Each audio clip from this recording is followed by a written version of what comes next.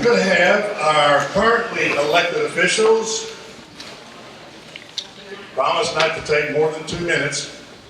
Come up, introduce yourself, tell us who you are, what you do, why you're here, and you got about 90 seconds. Come on down.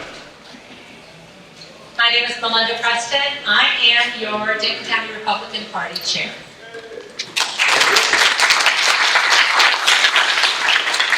Hello, my name is Gerard Hesworth. I'm the mayor here in the city of Denton, and I'm here to learn all the stuff that needs to be fixed that the mayor did.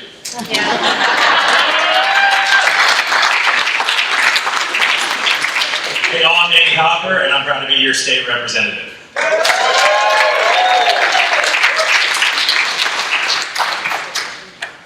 Where's my bud? Don, come on, man.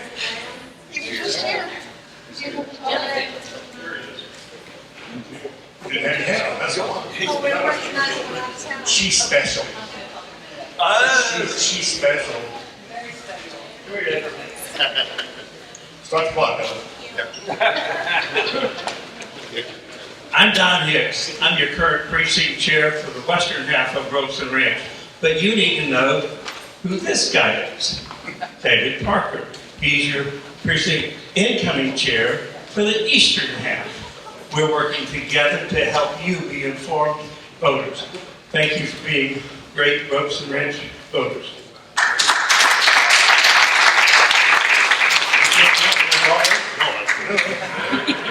I will later.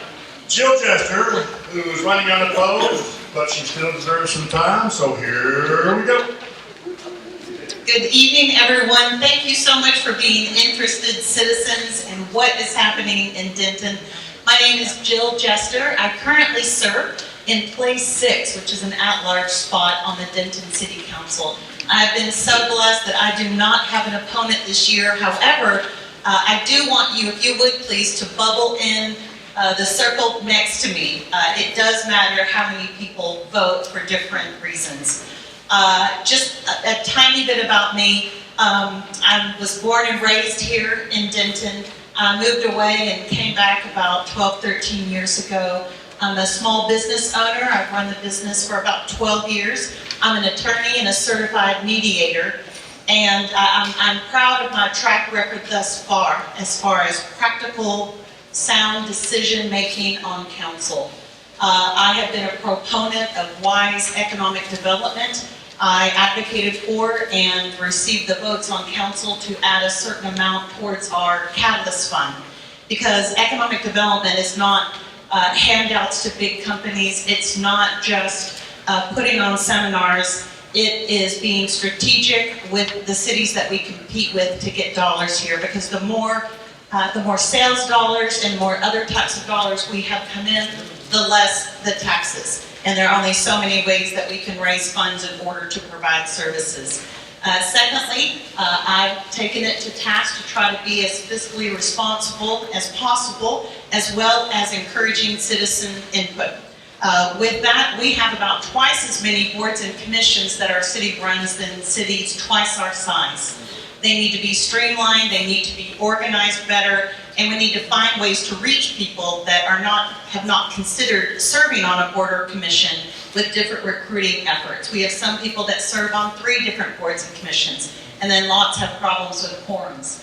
Also, as far as our streets, I was lucky enough to be appointed by council to the Regional Transportation Council, which is a 45-member group of our county judges, elected mayors, and other elected officials in the North Texas area.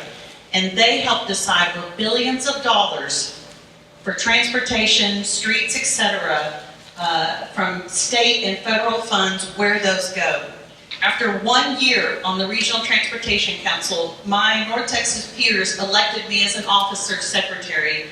I take the office of vice chair in June, and now that I'm going to be serving another 2 years, we're going to have the second only chair of the Regional Transportation Council from the city of Denton next year. So I'm very proud of that as well. I just want to say thank you to all of the candidates that are here running. It takes a lot of time, a lot of energy, as well as your family and friends. Thank you for stepping up. And again, from the bottom of my heart, thank you for being here. And Carrie, don't be a stranger. I'm easy to find. So feel free to give me a call or text me. That's what we're here for. Anyways, grateful to you all, and let's have a good night.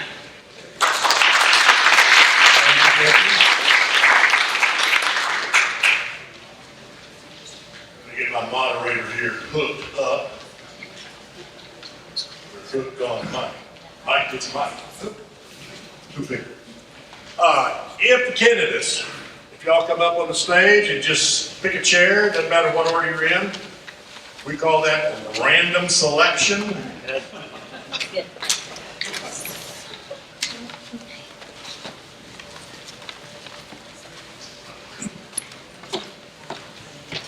We're going to have 2 rounds tonight. The first round is a open-ended question. And by the way, all of y'all should have gotten the copy of the questions. If you want to take time to make notes, you can. I think that's one thing that's kind of missing from our forums is that you go home and think, now, who was that guy? What did he say? Did he really say that? So hopefully this takes care of it. Also, it keeps my moderator in line so that he asks all the questions in the order that they're given. So that should help everyone. The second, so the open-ended is going to be 90 seconds. My lovely assistant back there is going to give them a 30-second clock. Y'all can all see that. And then when it's time to stop, stop. If it goes on from that, you get the microphone answer. So, the second round is a one-word answer. So we've got about 7 questions. It's a quick, do you or don't you? Yes or no. No time for smoke and mirrors, for fluff, for anything other than the answer, yes or no. So, with that, we'll get started. Yes. Mr. Moderator, you're on. Starting with, I guess we'll start at this end, work on. Whichever you want to start. We had a number of these questions submitted by a number of constituents out here, and so we prioritized in different ways, but they're in no certain order. What would be your #1 priority if elected? No, this is 90 seconds. Okay, sorry. Hi, I'm going to stand a step over, sorry, because of the projector. Hi, my name is George Ferry. I'm running for Denton City Council at large, place 5. I have lived here 21 years, and I am a small business owner. I run a private practice as a licensed clinical social worker. I think the biggest thing facing Denton right now is our affordability crisis. That goes for housing. We're seeing rising costs in gas, rising costs in groceries. It's squeezing working families harder than it ever has. And as someone who serves as the president of Denton Affordable Housing Corp, I know what it takes to build affordable housing. We own and manage 96 scatter site units for single families and folks on fixed incomes. And I've also been proud to be building 84 units of permanent supportive housing for our unhoused neighbors. So when it comes to housing, I think we need to be more mindful of incentivizing the right types of deep affordability and not giving away millions of dollars. $8 million last year, in fact, was given away to affordable housing that's actually not affordable for working families who live here in the city of Denton. So that would be my first and most important task. Thanks. Thank you. Can I get his name again? George Ferry. Yep, F-E-R-R-I-E, said like fairy godmother. Hi, my name is Shannon Childs, and I'm running for mayor of Denton. I've lived in Denton for the last 15 years. I also attended elementary school here at Hodge. In my time in Denton, I have worked as a child protective services caseworker, and I've spent over a decade in higher education. Through that work, I have seen, similar to George, issues of affordability start to permeate more and more through the city. I think that a key priority for me in order to address that is to start creating streamlined, collaboration and better networks between the resources our city already offers. I've noticed in campaigning, there's a bunch of different nonprofits, organizations, and other folks who want to help and give back to their city, but there's too much scatter with it all. And so for me, I want to create some sort of pipeline to connect people, make sure that they have access to council. And I think it's important to look beyond boards and committees for this information because some of those are hard to access for everyone. And so those are my key priorities in running for mayor. Thank you.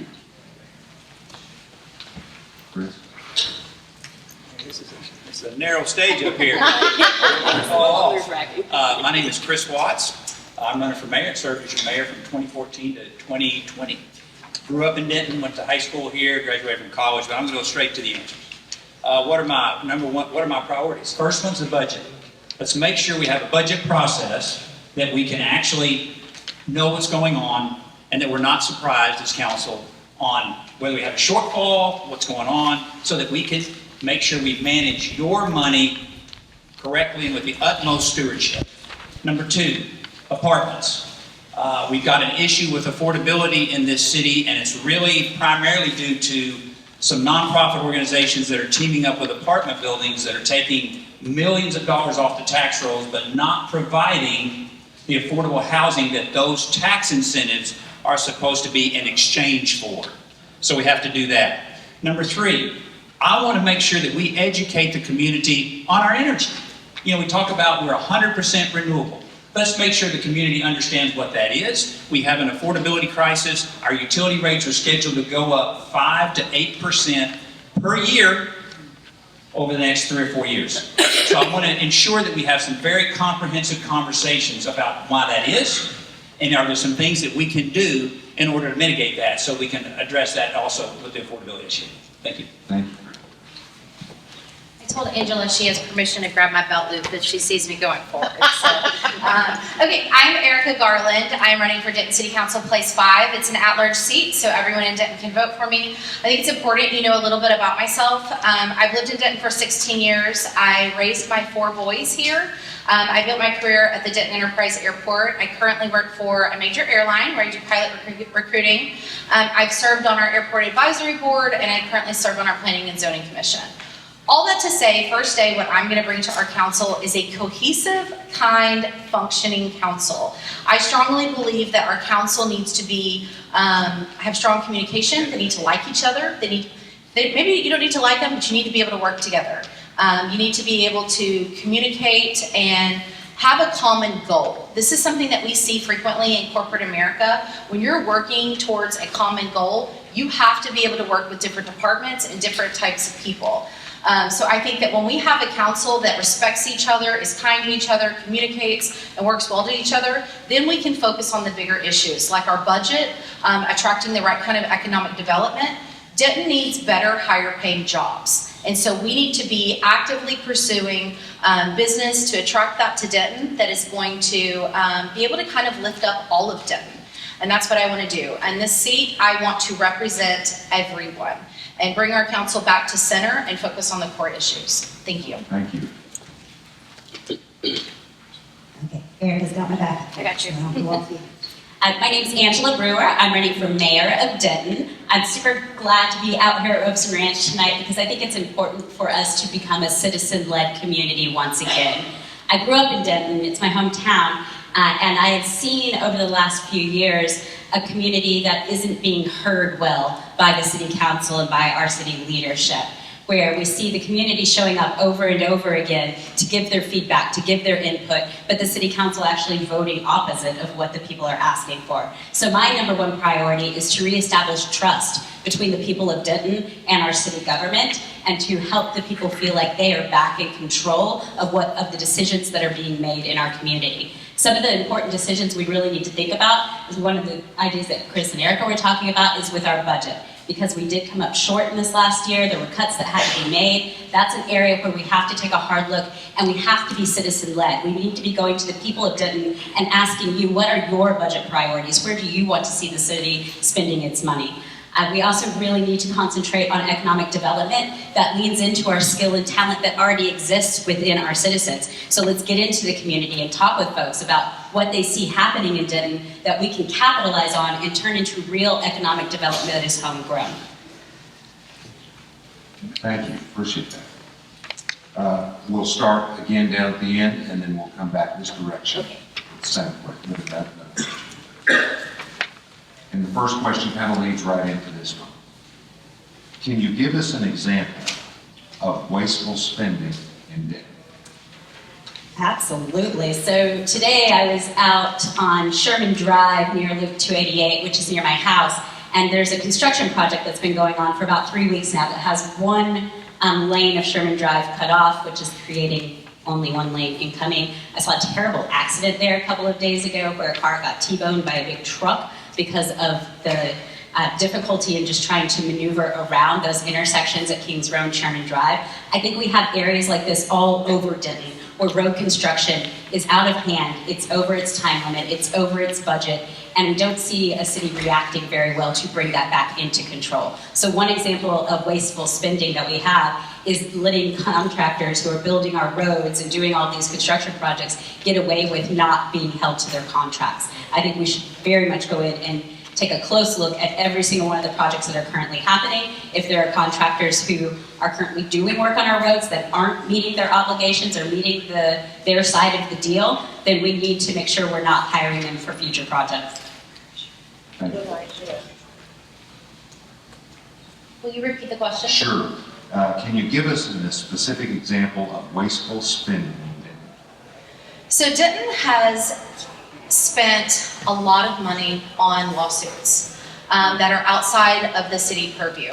With the last couple of years, and many of you know this if you've been paying attention, our council, our boards, our commissions have become the focus of political operatives, political opportunists, who, again, I'm going to compare it to what I know, it's corporate America.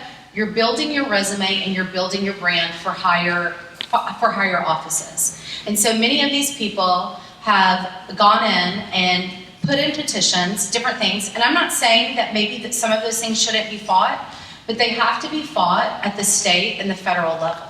It's not something that we can, here at the city, can fight, because when we do, it invites us and it opens us up to lawsuits and litigation. And the state comes back and smacks us with a lawsuit, and then that's valuable tax dollars that we're wasting. And at the end of the day, Denton is struggling financially. There's a lot of people that are struggling. Our tax base is kind of off. And so we need these valuable resources. We need our tax dollars, and we need them working for all of Denton, and not just being kind of like a prop to sort of further somebody's political career or build their brand. Thank you. Thank you. I'm going to echo what Angela said about the roads, so I'm not going to go into all that. Not all. Legal fees. We've got to make sure that we're making wise decisions on when we are going to get involved in a lawsuit. And also, do we have the in-house staff that can handle that litigation of that case? Or does it require expertise that's outside of it? I think, secondly, we need to look at our overtime for our police and fire. We've got to figure out overtime. Sometimes the overtime that is being spent, you could hire full-time people. So it's hard to give specific examples, especially when you know that we've got to get in there and start uncovering some of these things. But we want to make sure that our police and fire have exactly what they need in order to do their jobs. And if you're working 50 hours of overtime a week or 30, that takes its toll on people's physical health and on their mental well-being. So one thing I'm committed to that we did when I was mayor before. I'll give you an example of wasteful spending back in 2018 when we were going to people wanted to dig up the landfill to recycle trash. Seriously, dig up the landfill to get material out that you can recycle. Those are the kinds of things we have to look forward to. Thank you. I also, one of the reasons that I felt like I needed to run for something was because I know that city council addresses issues that are particular to the city, and so something that I've seen over and over again, similar to Angela, is not just the repetition of street repair, but the trickle-down impact of that. When roads are closed, it creates traffic congestion and causes all of these other different issues. And for me, I personally experienced this. I live on a street that's been torn up 2, maybe 3 times in the last couple of years, initially to be repaved, and then because there was a lack of communication between departments and some of the infrastructure underneath the roads in order that needed to also be done, and so we had round 2. And so I see how these issues really could start to be resolved by just taking some initiative, some accountability, and communicating. I think by bringing different departments together and actually addressing these sorts of road issues, construction issues, and the congested construction issues with our city residents could start to lead to more effective change. Thank you. Could you repeat the question? Sure. Can you give us an example of wasteful spending? Sure. Yeah. Hello, George Ferry again, running at large, place 5. Wasteful spending. I think it's wasteful when we give, like I said earlier, millions of dollars to developments that don't bring affordable housing, that aren't building new single-family homes that people can actually afford. I think it's wasteful when to the taxpayer, when we talk about our unhoused neighbors, we spend on average $30,000 to $35,000 per unhoused person per year in criminal trespass days in jail, in first responder services being made, and ER visits, where we could spend $10,000 to $12,000 to house that person permanently in a facility that also gives them supportive services. So mental health, case management, substance use meetings, job skills training, goals, plans, and none of that would be on the taxpayer. That's all LIHTC, it's called low-income housing tax credits. That's grant money, that's federal grant money. Those opportunities exist. How do I know? Because we're building that. And that takes all of that money back. At least $2 million a year goes back into our general fund if we invest in permanent supportive housing. It's streamlining these processes that we haven't chosen to streamline. It's pulling the levers that you need council members to do who are knowledgeable and have the actual experience doing it. Thanks. And we'll come back straight to you on the next question. What is and dovetails in with what you just ended with, what is the most pressing infrastructure or safety issue that the city faces? Most pressing infrastructure or safety issue that the city faces? Yeah, another great example. Thank you for the question. George Ferry again. I think in terms of infrastructure, when we talk about developments that come to town, Craver Ranch most recently, right north of where I live by the C.H. Collins Stadium on North Loop 288. And with Craver Ranch coming in and taking over what's left of a large portion of rural part of our town that was supposed to stay rural till 2040, according to the future use plan map, I'm pitted between North Locust and North Sherman. It's a 2-lane road going each way. It's owned by TxDOT. They haven't funded the expansion of that road, so then who's held responsible for paying if we need that expansion to happen earlier? Every person sitting in this room, right? It's terrible that we like to zone, but we don't like to plan. And that's a problem. And it costs us millions of dollars. The construction's already bad. They're trying to repave the road currently. There's no lights. There's no one directing traffic. There are accidents all of the time. I think when we approve sprawl like this and we get nothing in return, we're only shooting ourselves in the foot. Thanks. So I already talked about the roads, but to me, the most pressing safety concern, I guess in my opinion, is more regarding our social infrastructure. I'm seeing, a lot of division in our city, and I think that with the budget issues that we saw and the cuts that were made, particularly in my opinion, the cut to the city's child care program, while I know the ISD kind of helped pick up some of the slack, I think it's an unfortunate piece of the puzzle to be missing when our city has so many opportunities to instill leadership and involvement into our kids. And I think that trying to bring back those pieces that allow families the ability to work and have peace of mind and to want to stay in Denton are important pieces of the puzzle to consider when we're thinking about, preserving Denton. Thank you. Chris? Could you repeat that question? Sure. please? What is the most pressing infrastructure or safety issue? The most pressing infrastructure. Can anybody answer that question in here? It's right down the road at this pinch point going under I-35. That's very pressing, not just from a time-wise, but also safety. Because when you got 50 to 60 to 70 cars backed up, people get impatient. They try to go through. So that's one. Safety, we've got to make sure that we provide our police and fire, number one, the number of personnel that they need in order to patrol the streets. I think you would be surprised sometimes in the dead of night how many police officers are actually patrolling in Denton, and it's probably less than what you think. We need to make sure that we are hiring enough officers to where the response times are within the range that we believe we want to provide for our citizens. And the same with fire. We've got to make sure that this fire station number 10 we're building here, starting to build here in a couple of years, it's going to provide better response time here than just coming across the street from the other. So, public safety, and I'm just going to say the pinch point. Thank you. So I think that, say it one more time, sorry. Sure. What is the most pressing infrastructure or safety issue? Yeah, so this is kind of complicated because we have a lot. We have a lot that we need to be focused on. And a lot of that is centered around kind of our unprecedented growth that we weren't really expecting.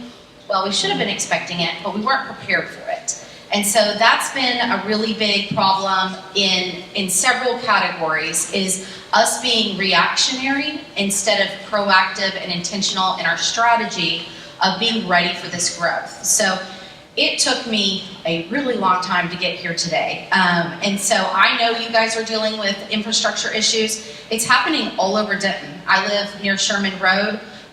Everybody that's kind of coming out down like North Sherman, it just funnels to that loop and it's just jammed up. And so what I think we see a lot is we wait until things break or they just don't work before we decide to pay for it. And then we're probably spending more when it's broken than if we were intentional and really looked at like a holistic view of what is the life cycle for some of this. And so I think that's number one. I also think that we really need to be, my opponent talked about our homeless situation. Our 99% of their calls are in response to homelessness. That is our most expensive resource that we have in Denton that should be managing wrecks, fires, making sure that everyone is safe. And so if we're not handling the issue in maybe the most fiscally responsible way, and we are using these more valuable resources, I'm getting stopped.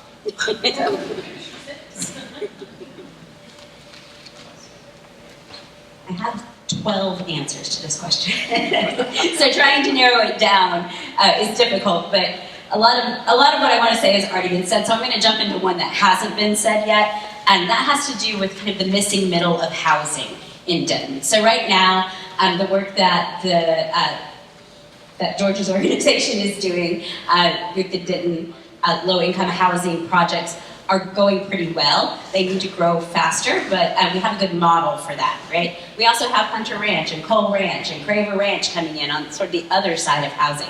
What we're missing in Denton right now is what an average working family to be able to get into a home. We don't have those homes in Denton right now. We have a lot of apartments you can go and rent, but we don't have very many starter homes to buy. We don't have townhome communities or small apartment complexes or duplexes where a family or a young couple could get their start in owning property in Denton. That is a huge gap. And it's going to really damage our community in the long run because it's the folks who are in our service industry and doing the retail work and who are the creative part of our community and who work in our restaurants and who are the chefs and the small business owners. Those are the folks who need this type of housing. and they're being priced out of Denton right now. So if we don't address that missing middle of housing sometime very, very soon, Denton's going to stop being Denton. Thank you. It starts with you again, and we've seen a lot of issues on a federal and state level all across the country. But would you advocate for police cooperating with federal law enforcement? So we felt like it was fair if I go first this time, since she Sure. went first last time. Go right ahead. Will you repeat the question one more time? Would you advocate for local police cooperating with federal law enforcement? So this is really complicated. I think that it depends on the situation. I know that our police department kind of they're able to sort of make that choice if they want to opt in or opt out. So I think that we would just have to look at where we're at, what the issues are, and kind of what kind of help and resources they are asking for us. This was a question that I asked our police officers specifically. They felt like it was kind of not something that they'd ever had to deal with before. They didn't expect to have to deal with it. And again, they just repeated that, they always have the choice if they want to opt in, if they want to support, or if they don't. And so I think that we really just, I think it would depend on what it was.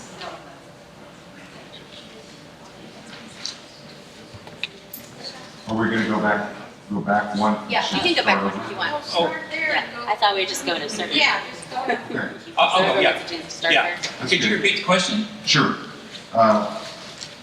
With all of the federal and state issues, taking those into consideration, would you advocate for local police, cooperating with federal law enforcement? I think we already do that.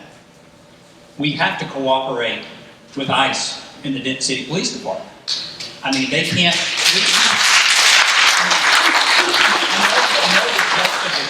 I know the gist of the question, and that is the whole 287 program and things such as that. But somehow there's this perception that Denton doesn't cooperate with state law, that we are required as police officers in Denton to, if we're given a hold on someone that's in the city jail by ICE, we have to do it.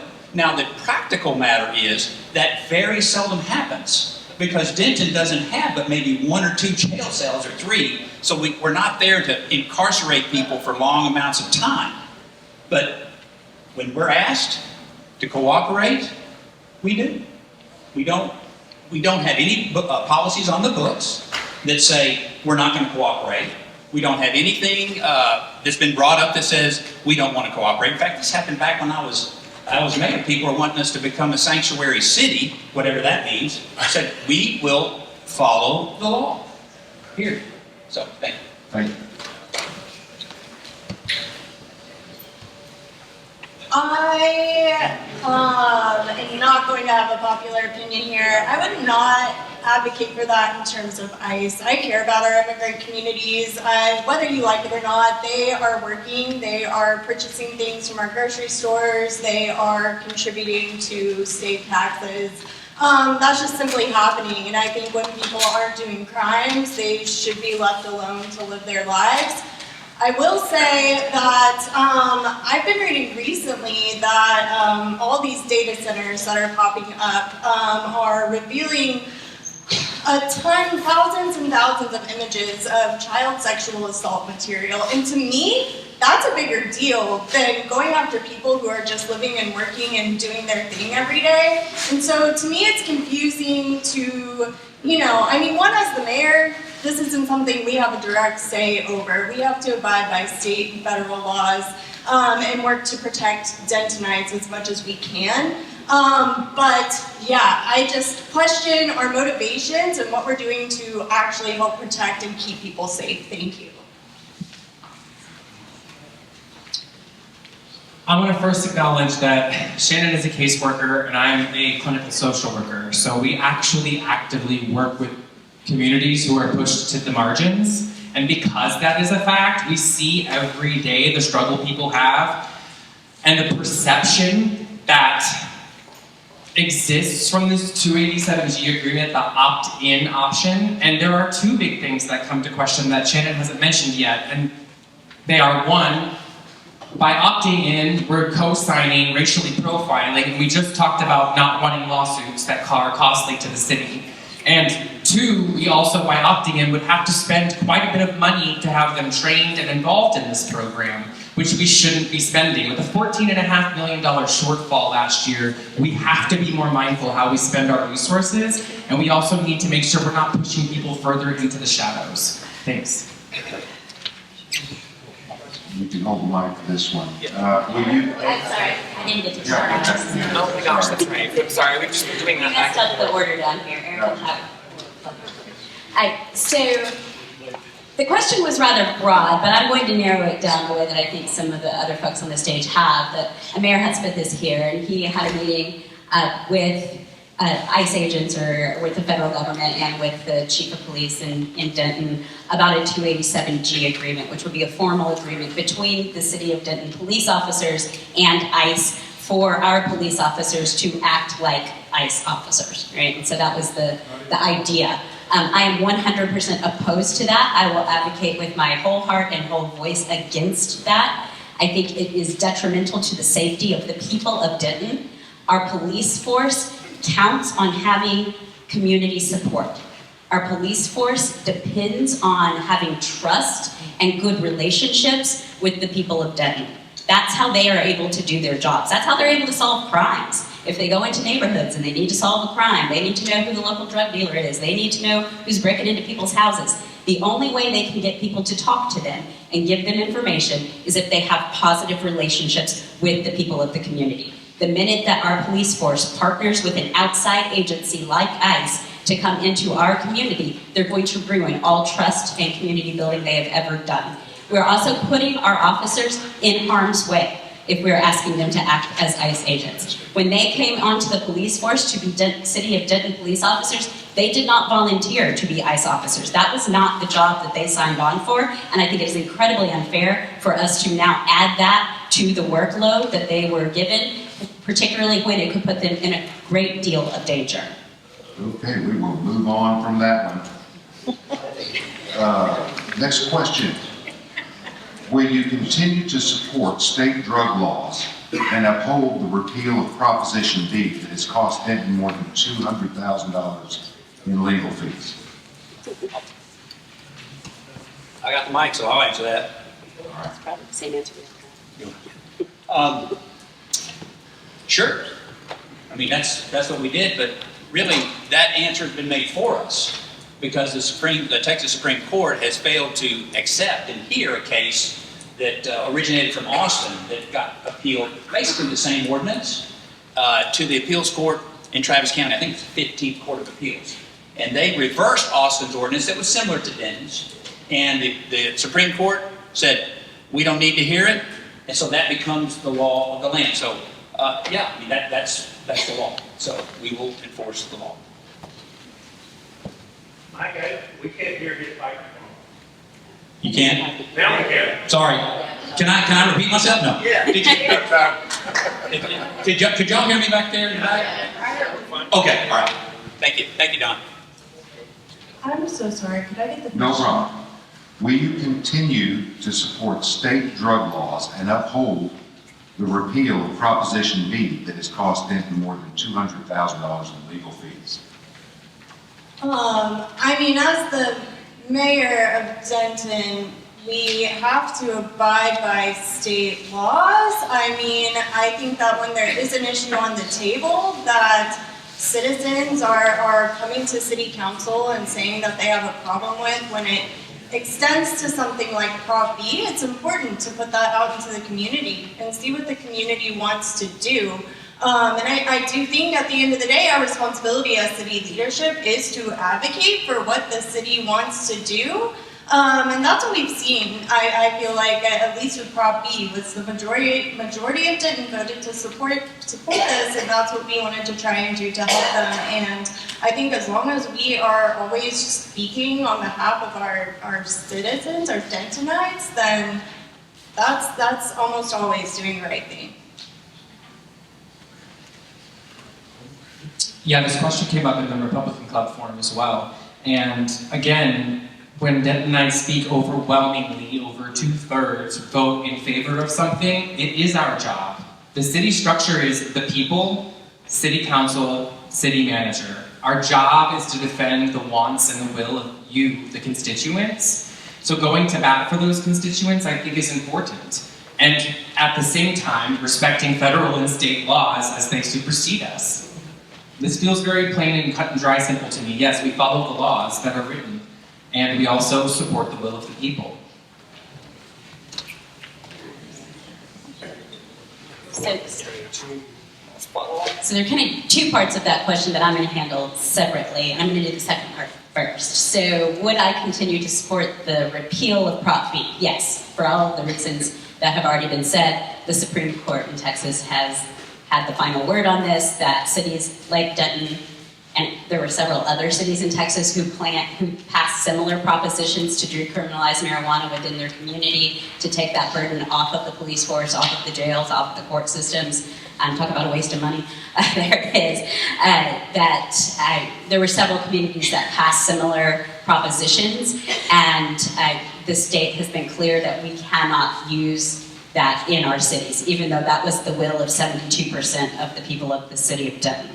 Now I'm going to talk about the first part of that question. You asked, do you support state law? I oppose state law on marijuana. I think recreational marijuana should be legalized in the state of Texas for several reasons, but mostly because criminalization of marijuana overloads our court systems with nonviolent crimes. I think our court systems should be better utilized in supporting families, in pursuing violent criminals, and criminals not necessarily violent, but who are doing financial crimes against people, who are ripping people off. That's what our court system should be used for, not some college kids who got caught with weed in their pocket. Okay, we'll start over with one more. Sorry. Great. Do you mind repeating? No problem. Will you continue to support state drug laws and uphold the repeal of Proposition B that has cost them more than $200,000 in legal fees? Yes, absolutely. I will support that.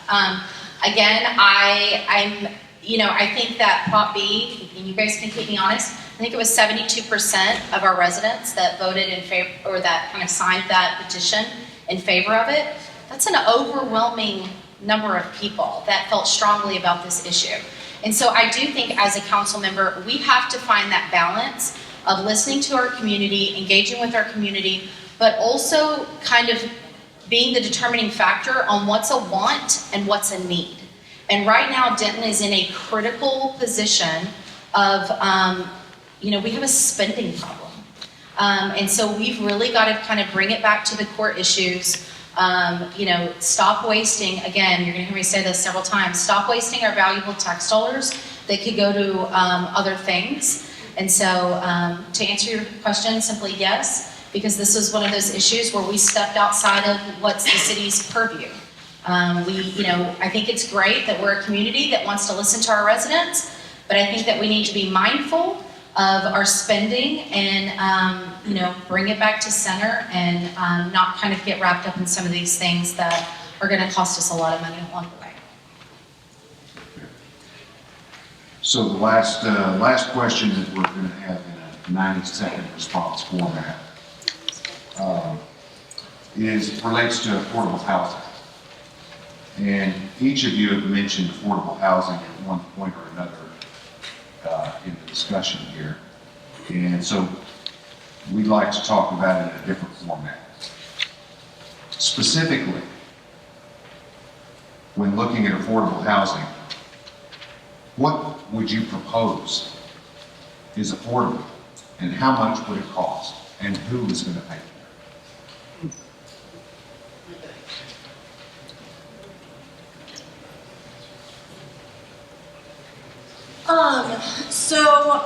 Transparently, I could only tell you what I think is affordable based off my own personal lower income experience and the experiences I've had working with college students who are struggling to pay rent, their bills, their car payments, pay for school, trying to improve their lives so that they can earn more And a key piece of why I can't tell you holistically is because our median income is based off of Dallas. And so I think that is a key problem right there. I think that when you look at some of these places in Dallas and how much more expensive and pricier they are than what people in Denton, you know, I feel like we value work and our compassion and care and the things that we pour into our city to where we find the satisfaction here through those sorts of means. And so when I think about actual affordability and how we obtain that, I think it starts by looking at the fact that we already have so many apartment complexes and so many of them are empty, but people can't afford them. And so as a city, as city residents, we've got to come together and push back against landlords and developers, whether it's through tenant unions, renters associations, things like this, to come together and try and make Denton more affordable. From my personal experience as a renter, that's where I stand on that. Thank you. So let me just redirect there for a second. So do you have a proposal? What would it cost and who's going to pay for it? As far as, well, so yeah, I think that we have to educate renters and people who are in the working class to come together and push back against landlords. The city can't put rent caps on I'll you. take that as a no. Let's start with the next.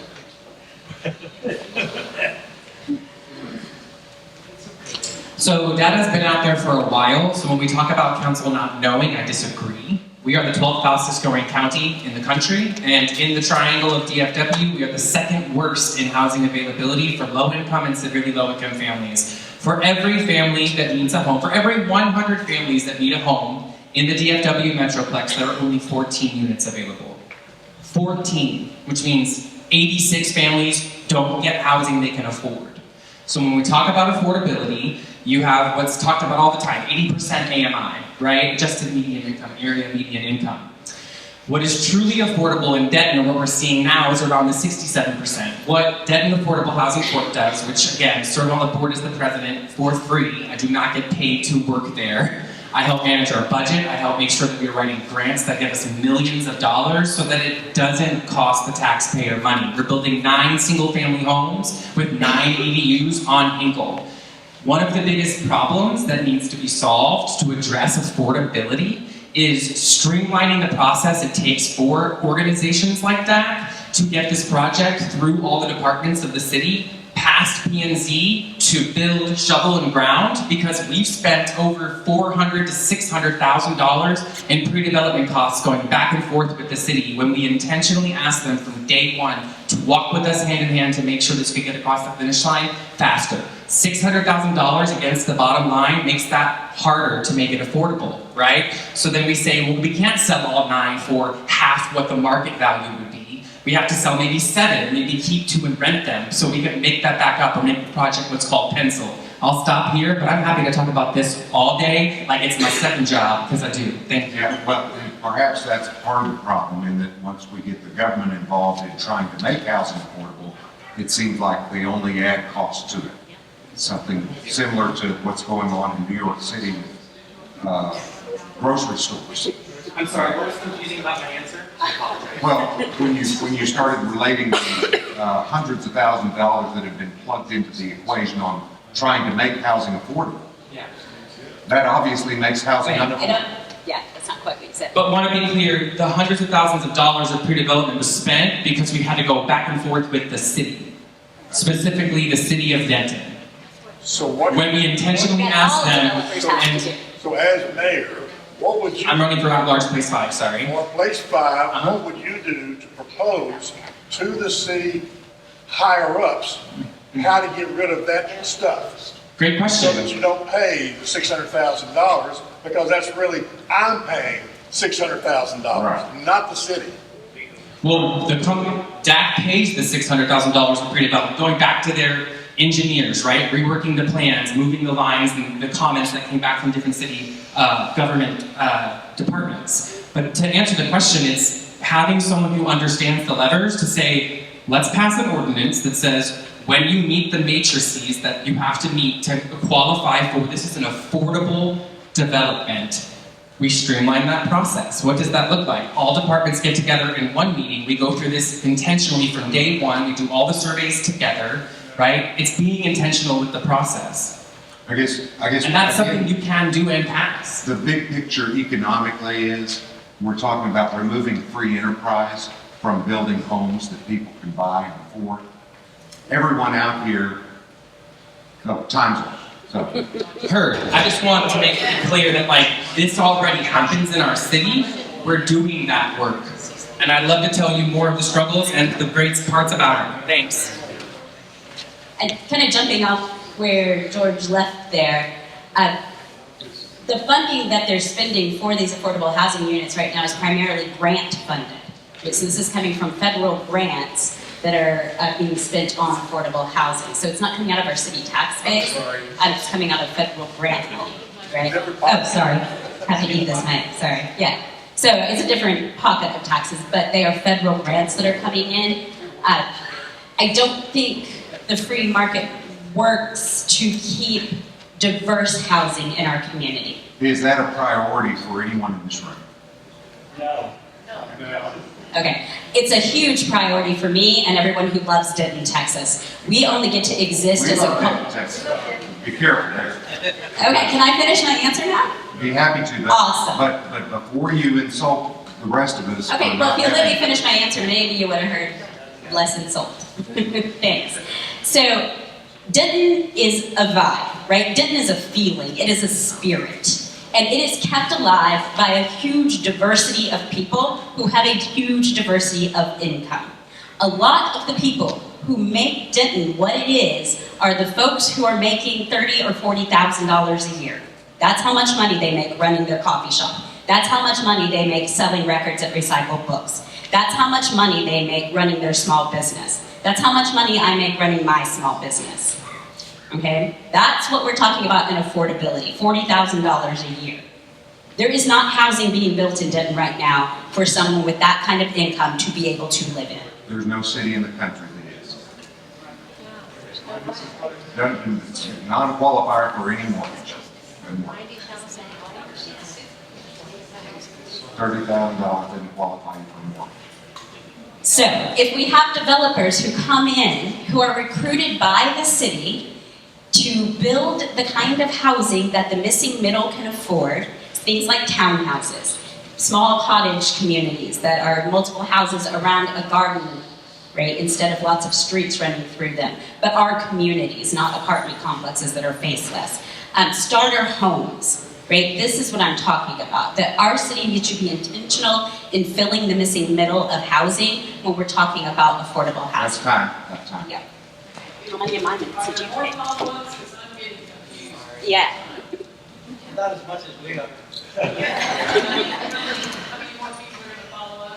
Yeah, no more follow-up. So I think it's just me and Chris left. Okay, so I'm going to give you each of 90 seconds like we have on the other. Okay, Yeah. do you mind repeating it one more time? Just No problem. There's a lot. No problem. Affordable housing, it's an issue. How much would your proposal cost and who will pay for it? Yeah. Okay, so affordable housing, in my opinion, is one of those kind of buzzwords. It's thrown around a lot when it comes to like these local elections. You hear affordable housing, affordable housing. No one really understands what it means. And so I think that when we get to the core issue, all of us want to be able to afford our housing. And so as somebody that struggled for years, I was a single mom, I had 4 boys. I competed with college students renting homes. They would come in $650 a room, and I'm wanting the same place for about $850, $900 if I'm lucky. And so there is a real challenge finding housing that's affordable. But I think that we also kind of have to take ownership ourselves. You know, I worked really hard for several years, got to the point I could save up a deposit and buy my own home a couple of years ago. That was important to me because I know that that's how you kind of establish that generational wealth. I don't know that my kids are going to be able to afford a home one day, and so I would like to be able to pass that on to them. That was a goal of mine, and that was something I was able to accomplish. And so I think that what we have to do for as council members is give our community the tools that they need to thrive and not just survive. There's always going to be accountability, but we've got to boost our economic development and bring higher paying jobs. I commute an hour every single day to work. I commute up and down 35. It is a beating. It would be great if we were more business friendly and attracting companies that will bring higher paying jobs to Denton so people can afford their housing.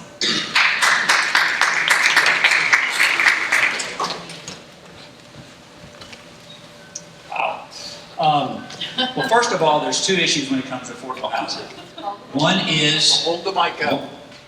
One is bingo. Okay, sorry. So you have owner-occupied, people who purchase homes.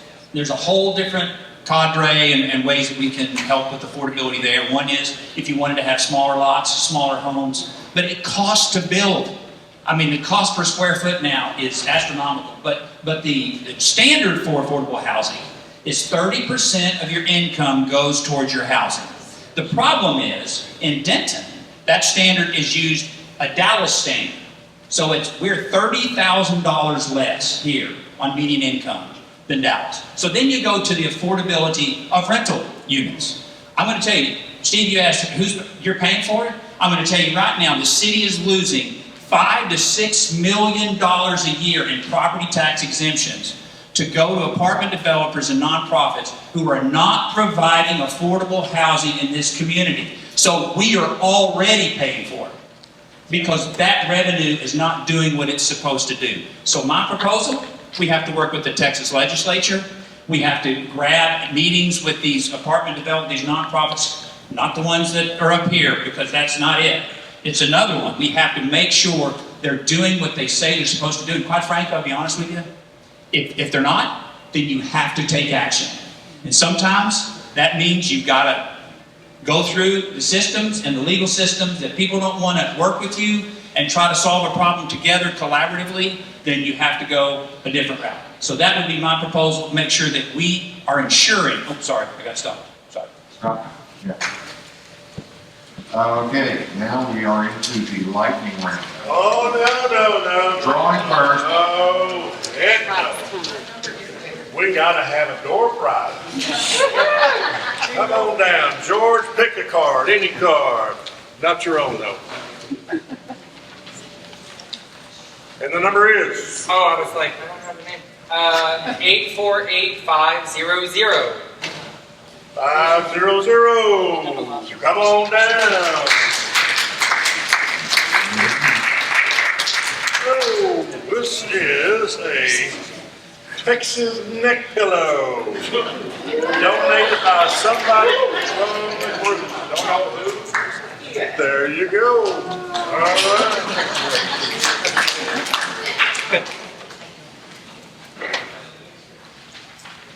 Okay, back to it.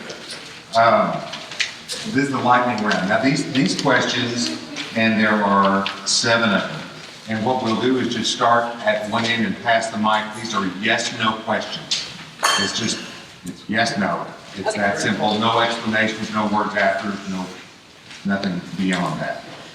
And some of them may feel like you need an explanation, but you got to come down on one side or another. Okay? Would you choose to block Islam-based communities? Yes, no. No. Yeah. Next. Pass that mic. Talk and pass that mic. Yes. I'm glad this depends. That's not an answer. But Yes, that's no. my answer. That's my answer. My answer is no. No. Okay. Number 2. Would you support sanctuary city status? Yes or no? Is that a thing? It is a thing. Status? Sanctuary city status for the city of Denton. Would you support it? Would you support Denton being a sanctuary city? Yes or no? Yeah. Yes. Yes. I've already answered that, no. No.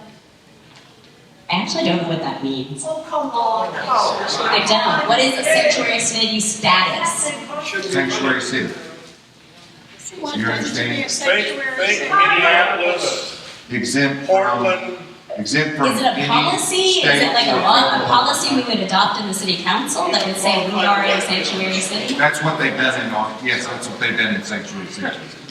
They've adopted a status. Okay, sure, Yes? yes. Okay, and starting with the next. Do you support taxpayer-funded lobbying such as the Texas Municipal League? Yes or no? No. Can you, I really don't know what that is. Really Taxpayer-funded give an lobbying. example?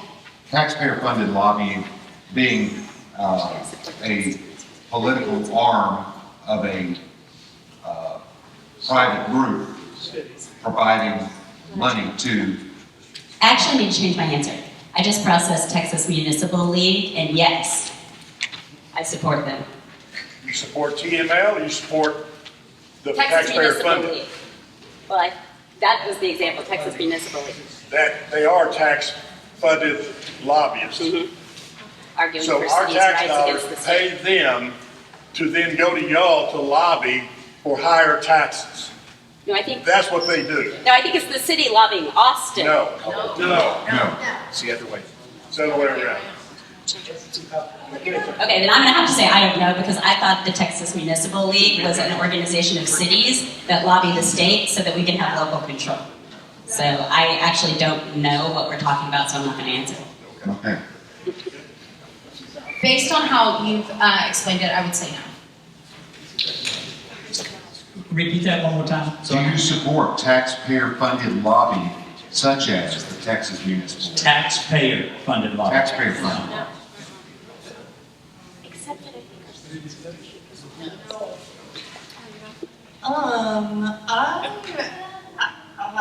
I'm gonna just pass on this one. No. Okay. Next question. Do you support the decision to stop recognizing Gay Pride Month due to budgeting issues? Yes or no? Not taxpayer funded, and no, I don't support that. No, I don't support that. Say that question one more Do you support the decision to stop recognizing Gay Pride Month due to budgeting issues? Are there any city dollars that are allocated? No, not that I'm aware of. Yeah, not that I'm aware of. There aren't city dollars. Do you support that? Do you support this? I'm not talking about a law But that's the on the premise of books. the question- I'm talking about a theoretical overview, 10,000 people. Last year, the city, the council voted to stop funding Gay Pride Month. That was what was passed by the council. So our tax dollars would not go to support gay pride. I don't think you have it quite right. I'm the board treasurer for Pride Denton. I'm an out queer person. We have never asked for a penny from the city. Of all the events we have on city property, we pay thousands of dollars to rent, like the Civic Center. We've never asked for a penny. You might be referring to the mayor not reading the ordinance for Pride in the month of June that many municipalities do, but that doesn't cost much money. There's no money from the city going into Pride. It never has. And again, that wasn't even the Then what was the question? question. I'll read it again for the fourth time. Do you support the decision to stop recognizing Gay Pride Month due to budgeting issues? So you're saying, do I support a decision that has already been made? Yes. But it hasn't been made. That didn't exist. Okay. Gay Pride There is no Month. funding for gay pride from the city of Denton. That doesn't That exist. doesn't have anything to do with money. But It's that's just what he simply, said. The simply budget. supporting Then why is the gay budget pride. tied to the question? Because that would be Supporting gay pride, meaning, sure, you can use our streets, you can paint flags all over the place, you can put flags wherever you want to on public So property. this is a different question than what he is asking. What you're saying is different than what he is asking. Could you please repeat the question? I'll tell you what, we're going to toss that question. We're on to the next. And the next is, and where are we in the line here? Oh, I thought. Okay. I Uh, thought you meant this line. Yeah. Yeah. Okay. Maybe I don't go first. Should projects be approved regardless of impact to taxpayers? No, I mean, no. If I'm understanding the question, should projects be approved regardless of its impact to taxpayers? No. Absolutely not. No. No. No. Okay, perfect. Would you support a Department of Government Efficiency, a DOGE? Yes or no? Like locally? Yes. Absolutely. Yes. No. Everybody else is taking it. I think the council is the Department of Doge because it's our responsibility to make sure that y'all's tax dollars are spent efficiently and effectively. If we can't do our job, so sorry, that's more than one answer. I'm so sorry, can I get just, it The needs support. departments, would you For the support? city? No. No.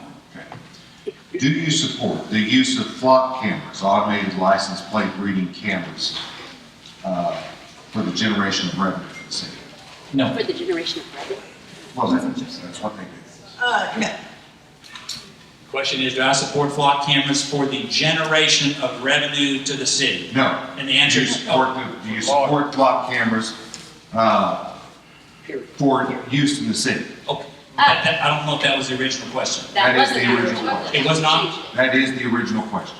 For law enforcement. For law enforcement. Oh, you said for generation of revenue.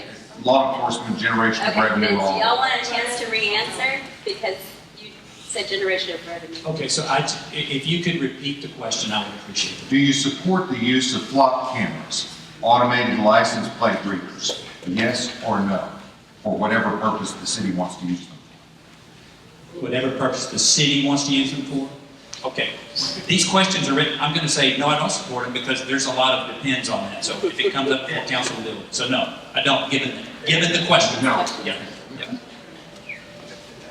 Do you mind repeating it again? I'm sorry. Do you support the use of flock cameras, automated license plate reader cameras?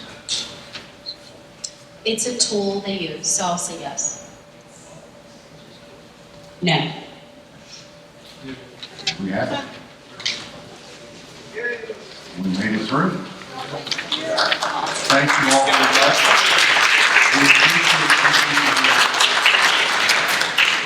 We appreciate your candor.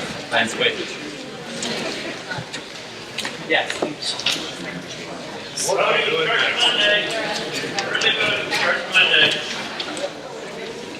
Early voting Sunday. Early voting Sunday. Get out and vote, otherwise. Wednesday.